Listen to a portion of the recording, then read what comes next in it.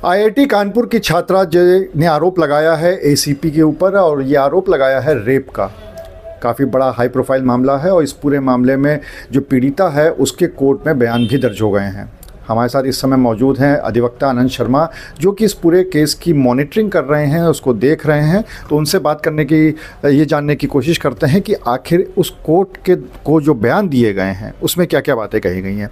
आनंद जी, क्या क्या बातें पीड़िता की तरफ से कही गई हैं जो उसने कोर्ट में बयान दिए हैं? उसमें कोर्ट में जो बयान दिए गए होंगे उसमें अगर उन्होंने एफआईआर का सपोर्ट किया होगा और कोर्ट में ये बात कही होगी कि जो अभियुक्त है मोहसिन, उसने अगर उसके साथ पत्नी के रहते हुए भी शादी बनाने का झांसा देते हुए उसके साथ रेप किया है, तो ये धाराएं बहुत बड़ी हैं और 376 की धारा के वो मुलजिम हो सकते हैं और पुलिस सख्त से सख्त उनको जल्द से जल्द और सख्त से सख्त कार्रवाई करके, क्योंकि एक गस्टेड ऑफिसर है, सख्त से सख्त कार्रवाई करनी चाहिए।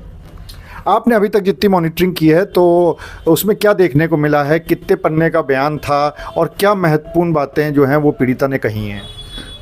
पीड़िता ने एफआईआर का सपोर्ट किया हुआ है अपने कोर्ट में दिए गए बयानों को। अगर वो 4 से 5-6 पन्ने के बीच में होते हैं बयान और अपनी बात को पूरा न्यायालय में पीड़िता बयान के माध्यम से बताती है, तो जो ऑफिसर है, जो अभियुक्त है, वो उसके लिए काफ़ी दिक्कतों का सामना करना पड़ सकता है।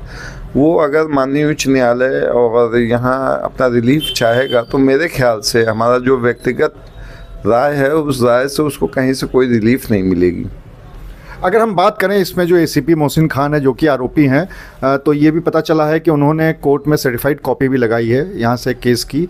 तो इसका क्या मतलब समझा जाए कि वो हाई कोर्ट का रुख करने वाले हैं? हाँ, हो सकता है। अपने बचाव के लिए सभी लोग दौड़ते हैं। हो सकता है कि उन्होंने ये कोशिश किया हो कि हम माननीय उच्च न्यायालय इलाहाबाद जाएं और शायद उन्हें कोई रिलीफ मिल जाए। किसी अधिवक्ता के परामर्श से उन्होंने अपनी सर्टिफाइड कॉपी अप्लाई की होगी। अप्लाई करने के बाद या फिर वो एंटीसेप्टिक बैग लगा सकते हैं या फिर वहाँ रिट पे जा सकते हैं। दोनों तरफ से मेरी व्यक्तिगत राय से उन्हें कहीं कोई रिलीफ नहीं मिलेगी, क्योंकि वह एक उच्च पद पर हैं और उच्च पद पर होते हुए भी उन्होंने ये गंदा काम किया है। मेरे ख्याल से उनको रिलीफ नहीं मिलनी चाहिए। इस पूरे केस की अगर टेक्निकलिटी को देखा जाए तो ये बीएनएस के तहत दर्ज हुआ है। बीएनएस में अब रेप के अलावा भी एक उसका सब सेक्शन कर दिया गया है, जिसमें कि ये भी कहा गया है कि शादी का झांसा देके इसको अलग कर दिया गया है। वो 69 के तहत है शायद।